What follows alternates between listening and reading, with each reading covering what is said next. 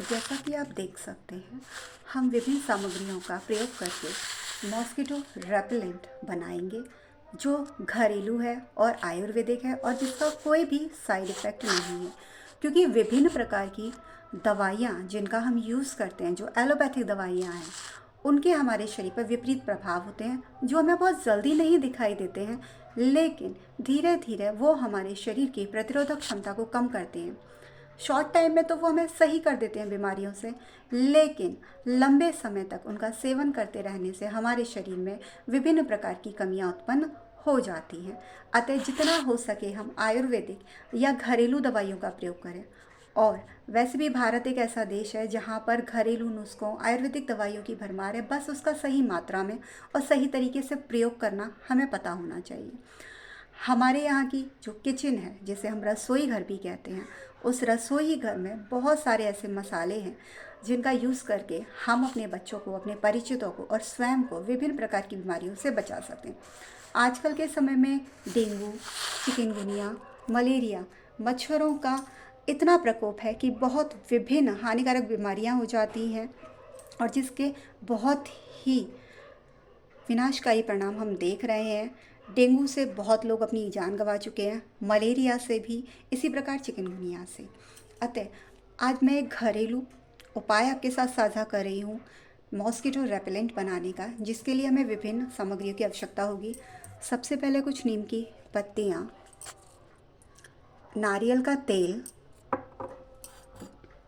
सरसों का तेल और कपूर।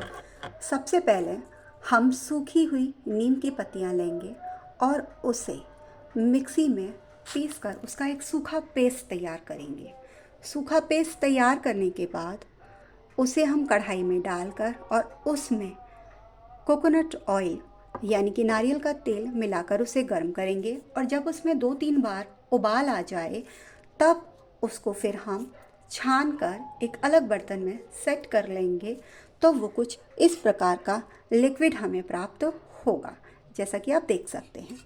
फिर इस लिक्विड के साथ ही हम सरसों के तेल का भी प्रयोग करेंगे। अब इसके बाद हम एक दीपक लेंगे। उस दीपक में मैंने पहले से ही ये जो हमने लिक्विड तैयार किया था, नीम की पत्तियों का पेस्ट और कोकोनट ऑयल, उसको मिलाकर और फिर उसमें सरसों का तेल ऐड करके और फिर उसमें कुछ कपूर डालकर उसे इस प्रकार से हम एक दीपक तैयार कर लेंगे और उसमें बाती को भिगोकर रखने के बाद फिर हम उसे शाम के समय अपने घरों में, जब मच्छरों का प्रकोप बहुत ज़्यादा होता है, उसका प्रयोग करके हम उसे यूज़ कर सकते हैं।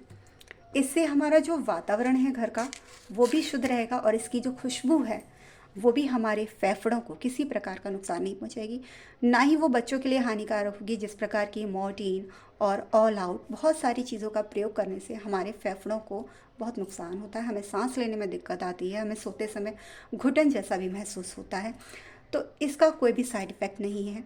और इसमें जो तत्व, जो भी सामग्री हमने यूज़ की है, जैसे नीम है, सरसों का तेल है, नारियल का तेल है, कपूर है, तो वो जो हमारे वातावरण को, घर को, वो भी शुद्ध करते हैं और साथ ही सबसे ज़रूरी चीज़, मच्छरों को भगाने का काम भी करते हैं। अतः बहुत ही उपयोगी मॉस्किटो रिपेलेंट है। धन्यवाद।